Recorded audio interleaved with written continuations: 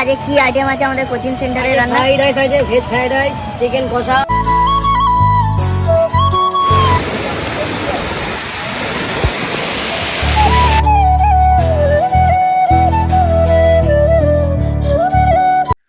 তোমরা নিশ্চয়ই ভাবছো এখন আমরা কোথায় যাচ্ছি, এত ভোরেই বা আমরা কোথায় যাচ্ছি। যদিও ঘড়িটা সামনে নেই, তাহলে তোমাদের দেখাতাম এখন বাজে ভোর 5টা। আজ আমরা যাচ্ছি 2024-এর ফার্স্ট পিকনিকে। কিন্তু এখনই বলবো না যে কোথায় যাচ্ছি, তোমরা ব্লগটা দেখো তাহলেই বুঝতে পারবে আমরা কোথায় যাচ্ছি। ও তোমাদের তো ইন্ট্রোটা দেওয়াই হয়নি। আমি প্রীতি, তোমরা দেখছো দুচ্ছা ব্লগ। ঘুরতে যাওয়াটা আমার কাছে ছিল আনপ্ল্যান, আমি এই ব্যাপারে কিছুই জানতাম না। ভিডিওটা যদিও বিশ্বজিৎ করেছিল, কিন্তু সময়ের অভাবে পোস্ট করা হচ্ছিল না, তাই আমি ভয়েস ওভার দিয়েই দিলাম। আমাদের বাস ছেড়েছিল সকাল 6টায়, কিন্তু আমরা অনেক আগেই পৌঁছে গিয়েছিলাম, প্রায় 5টা নাগাদ। যেহেতু আমরা ছাড়াও ওখানে অনেকে ছিল, তাই স্যার তাদের নাম ডাকছিলেন এবং স্টুডেন্ট গুনে নিচ্ছিলেন যে তারা সবাই এসেছেন কিনা। তোমাদের আরো একটা কথা জানিয়ে রাখি, এই ট্যুরটা অ্যারেঞ্জ করেছিল সীমন্তদার কোচিং সেন্টার থেকে। সীমন্তদা হচ্ছে বিশ্বজিতের খুব পুরনো একজন স্যার, তাই ওনার ইনভাইটে আমরা গিয়েছিলাম। তারপর আসি ব্রেকফাস্টে। প্রথমেই ছিল লুচি, আলুর দম ও মিষ্টি। যেহেতু আমরা অনেক সকালে গিয়েছিলাম, তাই খাবারগুলো আগে থেকেই তৈরি ছিল। তারপর আমাদের বাস 2 ঘন্টা পর কোলাঘাটে 5 মিনিটের জন্য ব্রেক নিয়েছিল।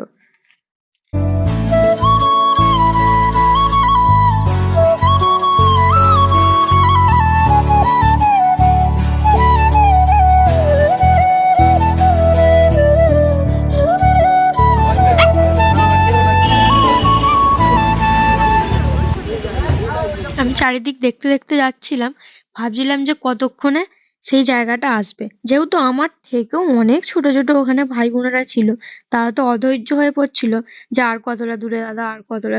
অবশেষে পৌঁছালাম মন্দারমণি, ঠিক আছে, সি বিচ, সমুদ্র সৈকতের পাশে। হোটেলের নাম হচ্ছে সমুদ্র সাক্ষী সি সাইড, ঠিক আছে। অবশেষে অনেক অনেক জার্নির পরে এলাম। দেখা যাক প্লেসটা কেমন, কি ধারা, কি কোথায়, ঠিক আছে, আছে না আছে, কি খাওয়া দাওয়া করা যায়, সব কি ডিটেলসে জানানো হবে এই ব্লগের মাধ্যমে। তোমরা সাথে থাকো আর আমিও দেখাতে থাকি মন্দারমণি সি বিচ।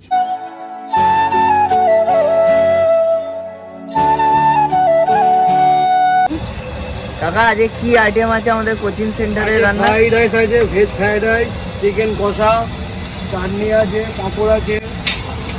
এখন কি তৈরি হচ্ছে এটা? রাইসের আইটেম আছে। এই কাকা থাকে প্রত্যেক বছর আমাদের ট্যুরে, ঠিক আছে। আর এই কাকা হচ্ছে নতুন এই বছর, তাই তো?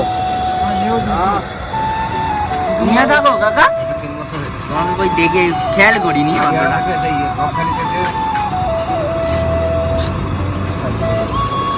Welcome to Mandarmani.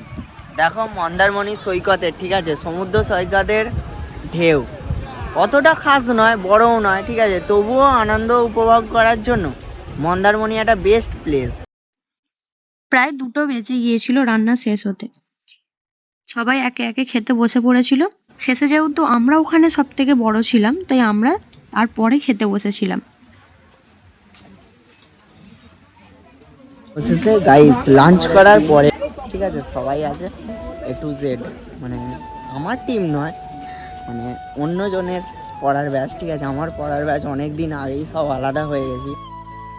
সত্যি বলতে সেদিনের ওয়েদারটা এতটাই বাজে ছিল যে মাঝে মাঝে তো বৃষ্টি পড়ছিল, তার উপর এতটাই ঠান্ডা লাগছিল যে আমরা সমুদ্রতে নামতেও পারিনি। এমনকি আমরা ভেবেছিলাম যে খাওয়া দাওয়ার পরে কিংবা আগে সমুদ্রটা কিছুক্ষণ কাটাবো, কিন্তু এতটাই ঠান্ডা লাগছিল যে জামা কাপড় নিয়ে গিয়েও আমরা ওখানে নামতে পারিনি। আমি ফার্স্ট টাইম সমুদ্র দেখলাম, তাই ঠিক মতো বুঝতেই পারছিলাম না যে এখানে আমি কি করব ঠিক। আর তার থেকেও বড় কথা,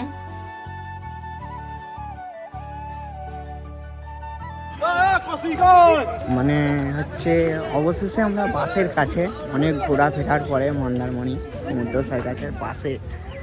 আমাদের বাস ছাড়ার সময় হয়ে গেছে, তাই জন্য সবাই আসছি আমরা এখন বাসে উঠবো বলে। যেহেতু আমাদের কাছে বেশি সময় ছিল না, কারণ এতটা রাস্তা আবার আমাদের বাড়ি পৌঁছাতেও হবে, আর যারা স্টুডেন্টদের গার্জেনরা ছিল তারাও স্যারকে অনেকবার ফোন করছিল। রাস্তায় জ্যাম থাকার কারণে আমাদের বাড়ি আসতে আসতেও প্রায় অনেক দেরি হয়ে গেছিল। 10টার পরে আমরা বাড়ি পৌঁছেছিলাম। বাড়ি ফিরতে ফিরতে আমাদের রাত প্রায় 10টা বেজে গেছিল। রাস্তায় জ্যাম থাকার কারণে প্রায় অনেকটাই লেট হয়ে গিয়েছিল। আপনারা যদি আমাদের ব্লগ ভিডিও আরও এরকম দেখতে চান তাহলে আমাদের চ্যানেলটিকে সাবস্ক্রাইব করে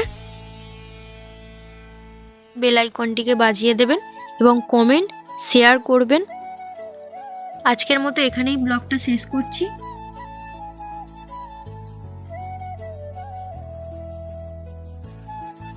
নতুন ব্লগ করছি তাই ভুল ত্রুটি হতে পারে। তোমরা যদি বুঝতে পারো যে আমরা কোন জায়গাটা ভুল করছি বা আরো কোনো জায়গাটা ইমপ্রুভ করতে হবে তাহলে তোমরা কমেন্টে সেটা জানাবে। সবাই ভালো থাকবেন এবং সুস্থ থাকবেন আর আশীর্বাদ করবেন আমরাও যেন খুব তাড়াতাড়ি আমাদের চ্যানেলটাকে আরো